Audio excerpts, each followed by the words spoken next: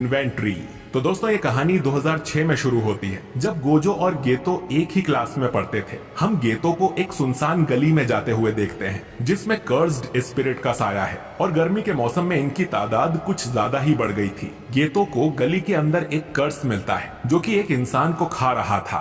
गेतो तुरंत ही अपनी टेक्निक से उस कर्स को एक्सोरसाइज करके उसे निगल जाता है। दोस्तों गेतो की कर्स्ड टेक्निक का नाम है कर्स्ड स्पिरिट मैनिपुलेशन। इस पावर से गेतो किसी भी कर्स को एक बॉल बनाकर उसे एब्जॉर्ब कर लेता है और फिर गेतो जब चाहे तब उस स्पिरिट को अपने अंदर से बाहर निकालकर अपने हिसाब से उन्हें कंट्रोल कर सकता है, जो कि एक काफी ज्यादा पावरफुल टेक्निक है। और इसीलिए गेतो को सेकेंड ईयर में ही स्पेशल ग्रेड की रैंक दे दी गई थी, यानी गेतो भी गोजो जितना पावरफुल है। खैर उस कर्स को निगलने के बाद गेतो कहता है कि सिर्फ मैं ही जानता हूँ कि इसका स्वाद कितना ज्यादा घिनौना है, और वो किसी एक दिन की बात भी करता है जिसके बारे में हम आगे जानेंगे। इसके बाद हम देखते हैं ग्रेड 1 सॉसेरर मेमे और ग्रेड 2 सॉसेरर लॉरी को, जिन्हें हमने पिछले सीजन में भी देखा था। इन दोनों को एक भूतिया महल को इन्वेस्टिगेट करने का मिशन मिला था। इस घर में एक अमीर आदमी अपनी फैमिली के साथ रहता था जिसके कई सारे रेस्टोरेंट्स थे,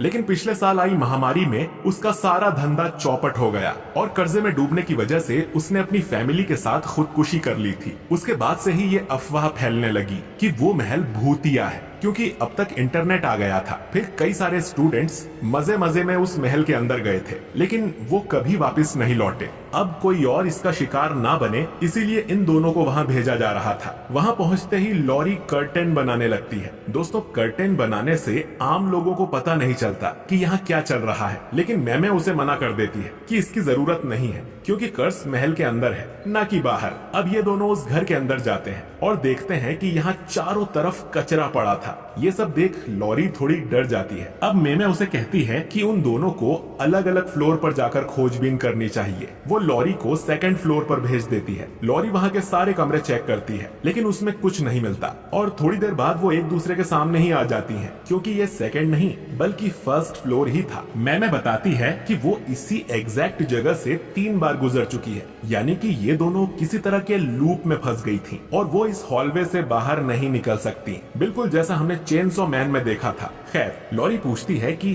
क्या ये कोई इननेट डोमेन है, जिस पर मीम बताती है कि इननेट डोमेन में आसपास की जगह भी बदल जाती है, यानी कि ये सिर्फ एक बैरियर है जो कि अंदर आने वाले लोगों को फंसा लेता है। और इसी तरह पहले आए लोग यहाँ फंस गए होंगे और कर्स ने उन्हें मार दिया होगा, लेकिन इसका मतलब ये भी है कि कर्स बहुत कमजोर है, तो उन्हें बस इस बैरियर से निकलकर उस कर्स को मारना है। मैमे लॉरी से पूछती है कि उन्हें क्या करना चाहिए। अब लॉरी बताती है कि पहले उसे लगा था कि ये लूप एक सर्कल के जैसा है, लेकिन ऐसा नहीं है, बल्कि ये एक सीधी लाइन की तरह है जो कि ट्रेन के डिब्बों की तरह एक दूसरे से जुड़ता जाता है। तो लॉरी के हिसाब से अगर ये लोग बहुत तेजी से एक एक दिशा में भागे तो डिब्बों को जुड़ने का टाइम नहीं मिलेगा और ये लोग बैरियर को तोड़कर बाहर निकल जाएंगे। मैमे लॉरी के इस आइडिया को 100 में से 90 नंबर देती है, क्योंकि एक साथ भागने की जगह इन दोनों को अलग अलग डायरेक्शन में भागना चाहिए, जिससे बैरियर और जल्दी टूट जाएगा। अब ये दोनों ऐसा ही करती हैं और लॉरी को लगता है कि वो लोग कामयाब हो रही हैं, लेकिन फिर बैरियर के साथ साथ ये पूरा मेंशन भी टूट कर गिरने लगता है और लॉरी किसी तरह उससे बाहर कूद जाती है। बाहर वो अपने जूनियर गोजो को देखती है जो कि उसे बचाने आया था। दोस्तों असल में इन दोनों को बैरियर के अंदर टाइम का पता नहीं लग रहा था और ये 2 दिन से वहाँ फंसी हुई थी, इसीलिए गोजो और गेतो को इन्हें बचाने यहाँ भेजा गया है। गोजो लॉरी का मजाक उड़ाते हुए कहता है कि रोना बंद करो, अब मैं आ गया हूँ। जो सुन लॉरी गुस्सा हो जाती है और तभी इस महल का कर्स इसके पीछे प्रकट होता है, जिसके लिए गेतो एक बड़ा सा कर्स बाहर निकालता है जो कि उस कर्स को अपने मुंह में भर लेता है ताकि बाद में गेतो उसे भी एब्जॉर्ब कर सके। फिर गेतो भी लॉरी का मजाक उड़ाते हुए कहता है कि गोजो कमजोरों का मजाक मत उड़ाओ, जिससे लॉरी और ज्यादा गुस्सा हो जाती है। लेकिन यहाँ एक तीसरी स्टूडेंट भी आई हुई थी जिसे देख लॉरी खुश हो जाती है। ये स्टूडेंट शोको है और इसे भी हमने सीजन 1 में देखा था। लॉरी शोको से कहती है कि तुम इन दोनों की तरह बदतमीज मत बन जाना। मैमे को रियलाइज होता है कि वो दोनों 2 दिन से अंदर थी, तो वो इसकी एक्स्ट्रा फीस चार्ज कर सकती हैं। फिर वो गोजो से पूछती हैं कि उन लोगों ने कर्टेन को बना दिया था ना। जो सुन गोजो, गेतो और शोको चुप ही रह जाते हैं क्योंकि वो तीनों ही कर्टेन लगाना भूल गए थे। इसके बाद सभी लोग जुजुत्सु हाई में लौट आते हैं जहाँ पर इन्हें अपने टीचर यागा से डांट पड़ती है, जो कि आगे चलकर इस स्कूल के प्रिंसिपल बनते हैं। खैर, उन्हें पता चलता है कि वो गोजो था जो कर्टन लगाना भूल गया था, जिसके लिए उसे सजा मिलती है। अब ये तीनों स्पोर्ट्स रूम में जाकर बास्केटबॉल खेलने लगते हैं। गोजो पूछता है कि हमें कर्टन लगाने की जरूरत ही क्या है, जबकि आम लोग ना तो कर्स को देख सकते हैं और ना ही कर्स्ड टेक्निक्स को। गोजो ये भी कहता है कि कमजोर लोगों को बचाना काफी थकाने वाला काम है, जिस पर गेतो बोलता है कि जुजुत्सु सोर्सरर का काम ही यही है कि वो आम लोगों की रक्षा करे। गोजो गेतो के आदर्शों का मजाक उड़ाता है, जिससे दोनों में टेंशन बढ़ने लगती है और ये देख शोको यहाँ से निकल जाती है। अब गेतो गोजो से लड़ने के लिए एक कर्स को बाहर निकालता है और उससे कहता है कि चलो ये मामला बाहर चलकर निपटाते हैं। लेकिन तभी टीचर यागा यहाँ आ जाता है, जिसे देख ये दोनों दिखावा करते हैं कि वो तो बस कसरत कर रहे थे। यागा बताता है कि वो इन दोनों को एक नए मिशन पर भेज रहा है। दोस्तों, सीजन 1 में मैंने बताया था कि स्कूल में 1000 साल का सोर्सरर है, जिसका नाम है मास्टर टेंजन। टेंजन की कर्स टेक्निक के कारण वो अमर है,